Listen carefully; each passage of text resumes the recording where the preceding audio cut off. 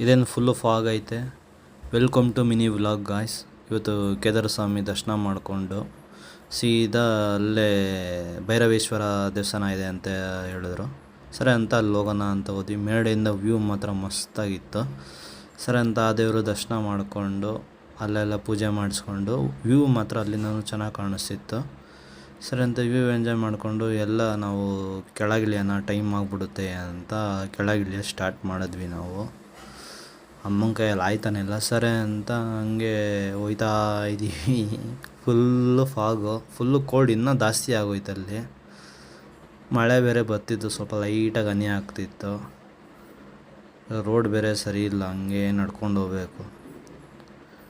ಇಲ್ಲಿ ನೋಡಿ, ಕುದುರೆಗೆ ಊಟನೂ ಸರಿಯಾಗಿ ಆಗೋಲ್ಲ. ಇಲ್ಲಿ ಬರೀ ಕೆಲಸ ಮಾಡಿಸಿರ್ತಾರೆ. ಅದಕ್ಕೆ ಒಂದು ಕುದುರೆ ಏನಿಲ್ಲ ಅಂದ್ರೆ 3-4 ಸತಿ ಹತ್ತುತ್ತೆ ಇಳಿಯುತ್ತೆ ದಿನಕ್ಕೇ. ಸರಿ ಅಂತ ಹಂಗೆ ನೋಡಿ, ನಮ್ಗೆ ನಡೆಯೋಕ್ಕೆ ಜಾಗ ಕೊಡೋಲ್ಲ, ಹಂಗೆ ಇದು ಮಾಡ್ತಿರ್ತಾರೆ, ಅಡ್ಡಡ್ಡ ಬರೋದು ಇದು.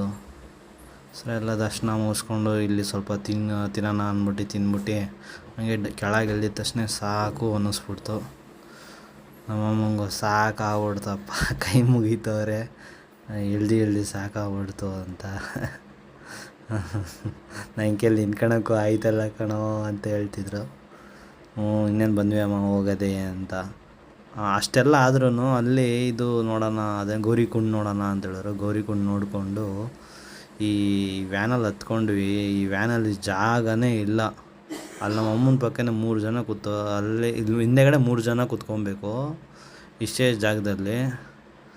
ಯಪ್ಪ ಸಾಕಾಗ್ಬಿಡ್ತು. ಸರಿ ಅಂತ ಅದೊಂದು ಇದರಲ್ಲೇ ಏನಿಲ್ಲ ಅಂದರೂ 15ರಿಂದ ಒಂದು 18 ಜನ ಕುಣಿಸ್ಕೊತಾರೆ. ಸರಿ ಅಂತ ಅಲ್ಲೆಲ್ಲ ಹೋಯ್ತಾ ಇನ್ನೂ ನಡ್ಕೊಂಡು ಹೋಗ್ಬೇಕು ಅಂದರು. 5 ಕಿಲೋಮೀಟ್ರು, 5 ಅಲ್ಲ 3 ಅಲ್ಲಿಂದ 3 ಕಿಲೋಮೀಟ್ರೇನೋ ಇತ್ತು. 3 ಕಿಲೋಮೀಟ್ರ್ ನಡ್ಕೊಂಡು ಹೋಗ್ಬೇಕಂದ್ರು. ಸರಿ ಅಂತ ಅಲ್ಲಿಂದ ಮತ್ತೆ ನಡ್ಕೊಂಡು ಹೋಗಿ ಅಲ್ಲಿ ಕ್ಯಾಬನ್ನು ಕಾಯ್ತಿದ್ವಿ.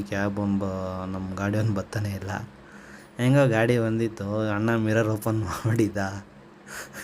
ಫುಲ್ಲು ಸೊಳ್ಳೆ ಎಲ್ಲ ಇಲ್ಲೇ ಟೆಂಟ್ ಹಾಕ್ಬಿಟ್ಟಿತ್ತು. ಮತ್ತು ಸಿಗೋಣ.